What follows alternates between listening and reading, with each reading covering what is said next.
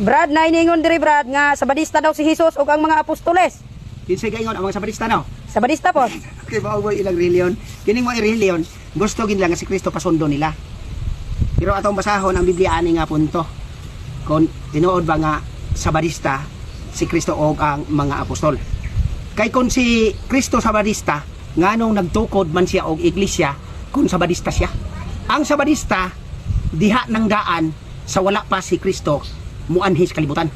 Sa wala pa si Kristo magsugod siyang buluhaton og nagpili og 12 ka mga tinunan. Ang iyang 12 ka tinunan gisugod niya paglakaw. Pero wala gani niya giinan nga balaanan yung adlang ipapahulay ha. Wala si Jesus gingon. Pero dili man to sabadista God Brad. Mga nagbantay to sa adlang ipapahulay nga ka Moises, pero kaning sabadista karon Brad kang Ellen G. White man na. Ay sa ato padi ay ang ilaha nga founder anak babaye. Oh. Sa ato mabuot sabton nga si Kristo pasundon o founder nga babaye. Oh, na Brad. Amo bitaw gani aning akong giingon nga gibutang sa Dios ang tanan upos pagmando ni Kristo ug alang sa iglesia gihimo sa pangulo labaw sa tanan. Sa tanang pangulo si Kristo, dili si Ellen G. White. Prangka na lang ni nga istorya ha. Ang inyo si Ellen G. White man, ya sa mga apostol o sa tanan nga mga iglesia, si Kristo magyud ang nagpangulo. Nan karon ato sa basahon ang Mateo kapitulo 16 bersikulo 15. Nangutana si Jesus sa matinon apan kamo kinsa day ko. Si Simon Pedro mitubag, nasayad ako nga ikaw mao ang Mesiyas, ang anak sa Dios nga buhi. Kinsang anak si Kristo? Anak sa Dios nga buhi. Giinan siya ni Jesus, Simon, bulahan ka. Kay kining maong kamatuoran, miabot kanimo nga wala magikan ni bisan kinsang tao. Kun dili gihatag kini kanimo sa akong amahan nga atuwa sa langit. Ingon dai siya, busa sultihan sa nahusto na ang tubag ni Pedro o walay mali. Giinan ni siya, Simon, bulahan ka. Kay kining maong kamatuoran, miabot kanimo nga wala magikan ni bisan kinsang tao. Busa sultihan ko ikaw si Pedro, og ibabaw ni ining bato, tukuron ko ang akong iglesia. Klaro kay nga si Kristo nagtukod og iyang iglesia. Kung tinuod pa nga si Kristo, iglesia niya ang Sabadista? sabadista, nganong nagtukod pa man siya giyahang iglesia, nga maoy gipasunod sa mga apostol. Og ang mga apostol, walay gibala ang adlaw, wapod gasugo ang mga apostol og balaanan yung adlaw ipapahulay. Nga naman, ang mga apostol, human mikayab si Kristo sa langit, ang mga apostol gatigom. Adlaw. Naa sa buhat 2, versikulo 46. Matag adlaw, nagtigom sila dito sa templo. Naghiusa sa pagpangaon, uban sa masaya nga kasing-kasing, uban sa masaya, mapaubsanong kasing-kasing dito sa ilang balay, gidayeg nila ang Dios. Sa ilang balay naman sila ni gaday, wala na gyud sa simbahan. Wala no? Sa ilang balay na sila gaday sa Dios. Nan karon.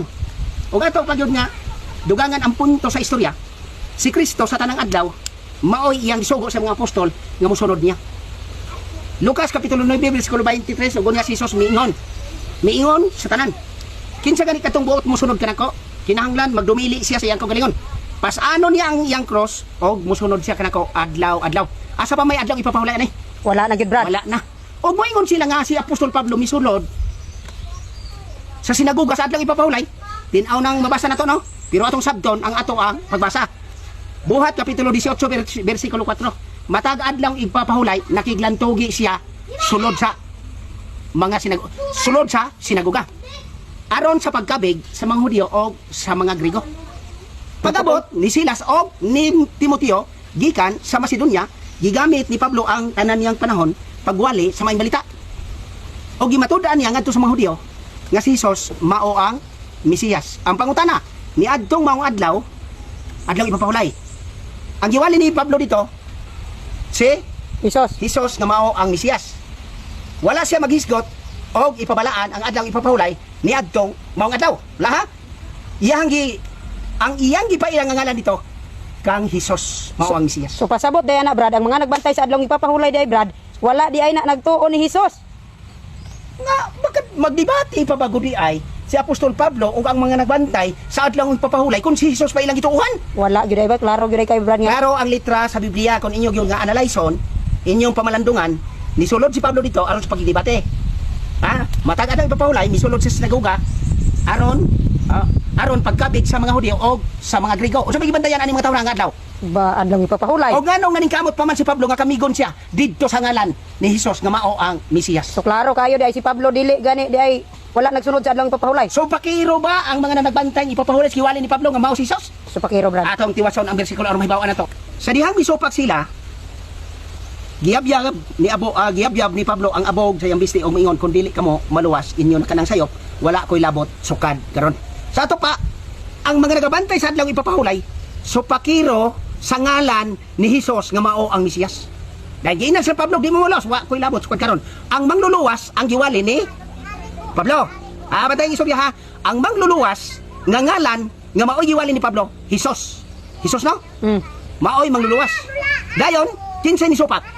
Mga nagbantay sa adlaw Nagbantay sa adlaw ipapahulay. Sa ato pa kung kauban pa sila, nganong kinahanglan pa ipaila ni Pablo nga si Hesus maoy mangluluwas. Kay wa man kay mabasa sa Biblia nga ang adlaw mo'y muluwas. Kanang ilang isaligan karon nga adlaw. Kanang ilang isaligan karon nga adlaw. Dili gid mangluluwas kay wa gyud ko nabasa sa Biblia nga adlaw mo'y muluwas. Kung dili si Kristo nga giwali ni Apostol Pablo nga mao ang Mesiyas, maoy muluwas. Maskin pa kanang nagbantay sa adlaw ipapahulay, luwasod ang apil ni Kristo. Kung musunod sila sa kamanduan ni Kristo. Apan kay labagman sila sa balaod ni Kristo, wala gid tay problema kay mao man gigihapoy ilay pasunod. Maskin si Kristo buot pa nilang pasundon sa maong adlaw. Bisan si Kristo wala na magbalaan sa maong adlaw. Nganoan? Ngutanan na po kani? Daghan pa kay mga bersikulo nga hilisgutan. Unya na nato ni siguti sa sunod nga mga panahon diha sa inyong mga komento.